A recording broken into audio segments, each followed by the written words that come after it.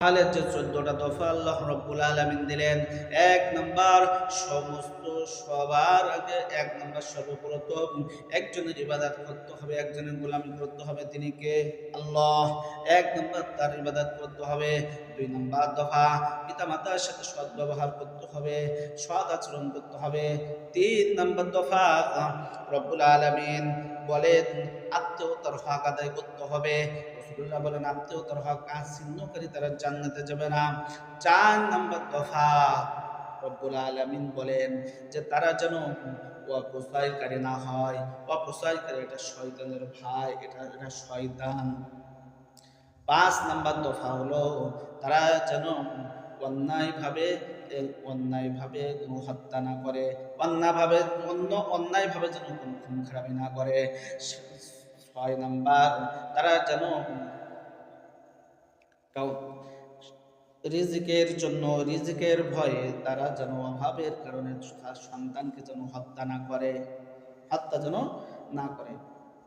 সাত নাম্বার, যে তারা যেন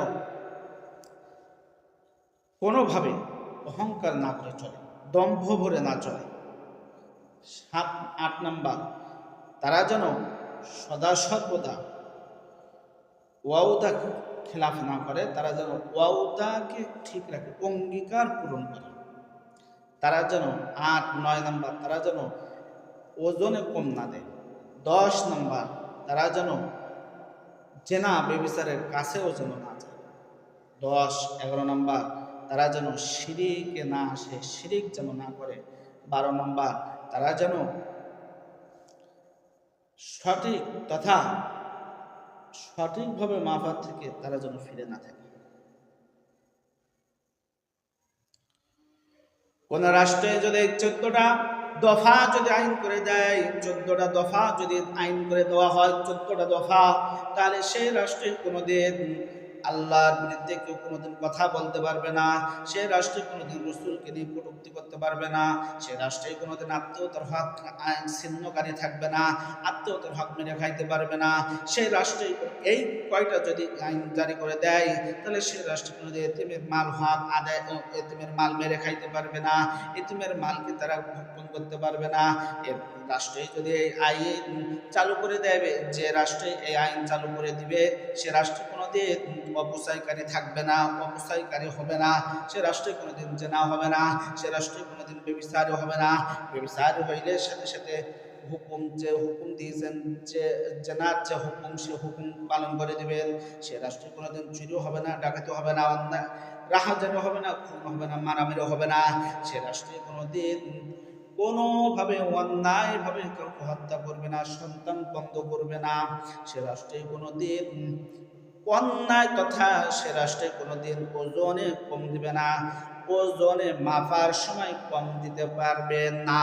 যদি 14টা দফা থাকে বাংলা জমিনে, যদি আপনি যদি সোনালী যুগ চান, সোনালী রাষ্ট্র চান, ইনসাফ বিচার চান, ইনসাফ চান, তাহলে আপনাকেও আলেমদের তথা ইসলামী দলে আপনাকে ভোট দিতে হবে, ইসলামী দল কায়েম করতে হবে। ইসলাম ইনসাফ ছাড়া কিছু, একমাত্র আপনি যদি ইনসাফ পাইতে চান, ইনসাফ চান, তাহলে আপনাকে ইনসাফ ওয়ালাদেরকেই ভোট দিতে হবে, ইনসাফ ওয়ালাদেরকেই রাষ্ট্রপ্রধান বানাইতে হবে, ইনসাফ ওয়ালাদেরকে রাষ্ট্র ক্ষমতা দিতে হবে, ইনসাফ ওয়ালাদেরকে রাষ্ট্রপ্রধান বানাইতে হবে, ইনসাফ ওয়ালাদেরকে গ্রামের ভিতরে মান্যগণ্য রাখতে হবে। তাহলে কেউ কোনোদিন এসে গরিবের উপর জুলুম করতে পারবে না, কেউ কোনোদিন অন্যায়ভাবে কাউকে কোনো মা বোনের ইজ্জত হরণ করতে পারবে না, কোনোদিন ইমামের বিরুদ্ধে কথা বলতে পারবে না, কোনোদিন খতিবের বিরুদ্ধে কথা বলতে পারবে না, কোনোদিন আলেমের বিরুদ্ধে কথা বলতে পারবে না, কোনোদিন আল্লাহর বিরুদ্ধে কথা বলতে পারবে না, রসুলের বিরুদ্ধে কথা বলতে পারবে না। কারণ ইনসাফ থাকবে, উলামা ইকরাম থাকবে, আলেম থাকবে, আল্লাহওয়ালা থাকবে। ওই সময় যদি কেউ এভাবে করে আল্লাহর বিরুদ্ধে, রসুলের বিরুদ্ধে, কোরআনের বিরুদ্ধে, হাদিসের বিরুদ্ধে যে সময় কথা বলবে, তার টুটি ধরে তার